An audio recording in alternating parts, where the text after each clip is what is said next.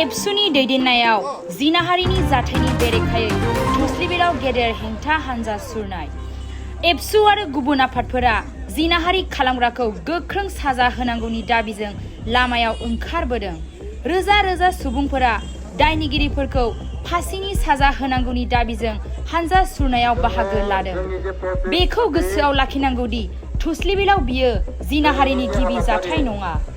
जिनाहारि खालामग्राफोरा आयेनखौ जेबो गिया मानोना बिसोरो गोरलैयैनो उदां जालाङो। बेनिखायनो रायजो राजाफोरा दायनिगिरिफोरखौ फासिनि गोख्रों राहा लानो दाबि खालामदों।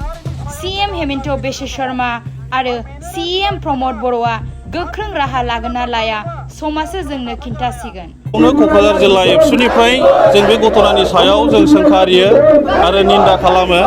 खारन थांनाय 24 तारिख हरनि 11टा बाजा समाव दा सानै जे हिन्जावसाफोर माइनर बेखौ जे दिनै बुरखायनानै लानानै थांबाय जाय बिथांमोननि जे लोगो दा जोङो मिथिनाय बायदियै जा माने दिनै प्रशासना जि माने एरेस्ट खालामदों जि जामाल खान शेख आब्दुल्ला आरो नुर आलम दा दिनै बिथांमोनखौ दिनै हमबाय आरो बिथांमोननि लोगोखौ दिनै हमनानै दिनै पुलिसा आयेन बायदियै दिनै साजा होनांगौ आरो बिथांमोनखौ फास्ट ट्रेक कर्टआव लांनांगौ होननानै जोङो क'क्राझार जिल्ला एबसु हिसाबै जोङो दाबि खालामदों। दिनै प्रशासना बिथांमोननि सायाव गोबां दुर्बलता दङ आरो दुर्बलता बे बाथ्राखौ जोंनो फोरमायबाय थादों मा कारनाव बिथांमोननि सायाव दिनै दुर्बलता दङ। दा दिनैहाय दिनै गोबां बेबायदिनो घटनाया जाबाय थाबाय। दा थांनाय समाव जा गवालपारा जिल्लायावबो दिनै जादों। दिनै जोंनि उन्दै हिन्जावसाखौ दिनै रेप खालामदों बिनि बिदाखौ दिनै बुथारदों आरो दिनै गुबुन गुबुन जायगायावबो दिनै बेबायदि रेपआ दिनै जादों आरो दिनै थुरसिबिल बे ओनसोलावबो दिनै उन्दै गथ'खौ दिनै बुरखायनानै लानानै थांनानै दिनै रेप खालामदों।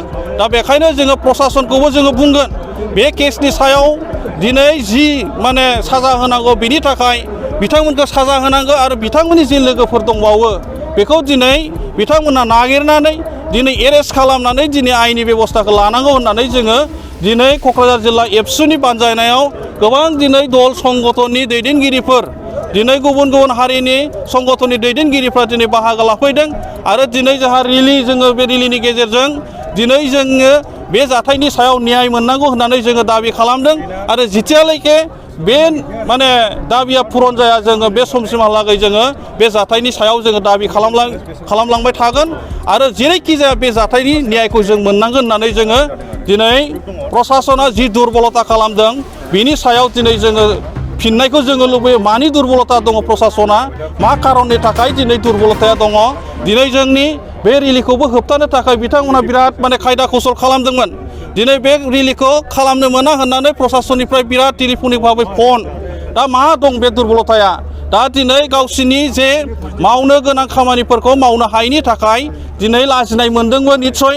दा बेनि थाखाय जोङो बिथांमोनखौ अराय सम जोंनि बे ओनसोलनि रायजो राजाफोरनि थाखाय आरो गुबुन गुबुन ओनसोलाव जिहेतु बे जाथाया जाबाय थादों दिनै जोंनि ट्राइबेल माहारिनि सायाव जे दारि गोलावफोर माने जि माने खखाव दारि गोनांफ्रा माने गांसो गोनांफ्रा जि माने बे जाथाय जोंनि बर' बा ट्राइबेलफोरनि सायाव जे जोंनि माखासे मानसिफ्रा जे बेबादि जाथायखौ मावबाय थादों जों माब्लाबाबो सहायनो हाया आरो जों सहाया।